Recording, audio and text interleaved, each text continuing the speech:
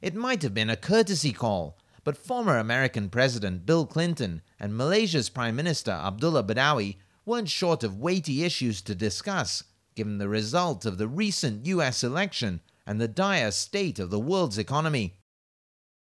Some 12,000 people applied to hear what Clinton, on his first ever visit to Malaysia, had to say at this critical juncture. Organizers were forced to draw lots to select the 3,000 invited to attend. And I think for the next 20 years or so, we'll be on the right side of history. That's a good thing for us, and a good thing for you, and a good thing for everybody. The benefits and costs of global interdependence were a recurrent theme.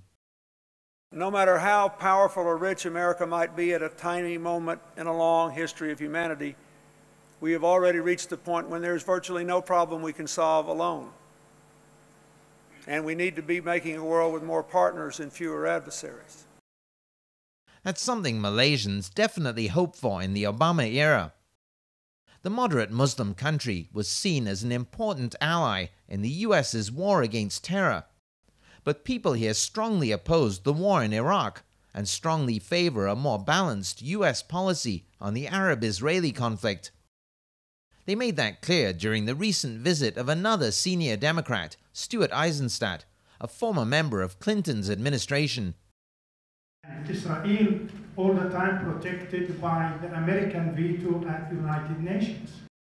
Eisenstadt gave a well-received talk on what kind of change people might expect from Barack Obama's administration. He also met the Prime Minister and other high-level government and corporate figures.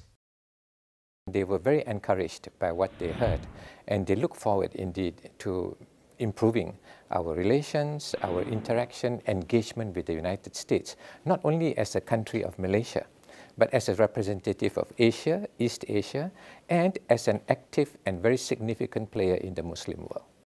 Eisenstadt echoed that view. There's a great excitement that I have seen in Malaysia among all the top officials and business leaders about the Obama election, and I think that those expectations will be satisfied. I'm quite confident that one will see a much greater engagement with the moderate Arab world and with the moderate Muslim world, exemplified by Malaysia. There's some doubt, though, whether that engagement will extend to pursuing free trade agreements, like the one Malaysia and the US have been negotiating for the past 2.5 years. During the election campaign, Obama often sounded quite protectionist, and the incoming president is likely to be under intense pressure at home, especially from labor groups, given the current economic crisis. But some proponents of a deal with Malaysia are encouraged by what they're seeing. I believe with the team that he's picking, many of these people are very well-schooled economists and others who know that in order for the U.S. to progress, we need to have free trade and fair and open trade. Some Obama supporters think the current crisis only increases the need for closer economic integration with Malaysia and Asia. It's going to be the one region of the world that's going to be growing, and that will help our exports. We also can help purchase some of Malaysia's and Asia's, but we must do more to support Asia's growth. Even though that growth will be reduced from where it would have been a year ago, it's still going to be the fastest growing region in the world. Malaysia's economy is still set to grow by around 5.5% this year, and more than 3% next. But as Bill Clinton acknowledged, that growth is not what it could have been, thanks to his country and those forces of interdependence. Look at all the things that you did right, including maintaining control of your own economic destiny during the 1998 Asian financial crisis. And still your growth rate has been slowed by what is happening half a world away that you had nothing whatever to do with. Small solace, perhaps, to people here suffering the fallout from this current crisis.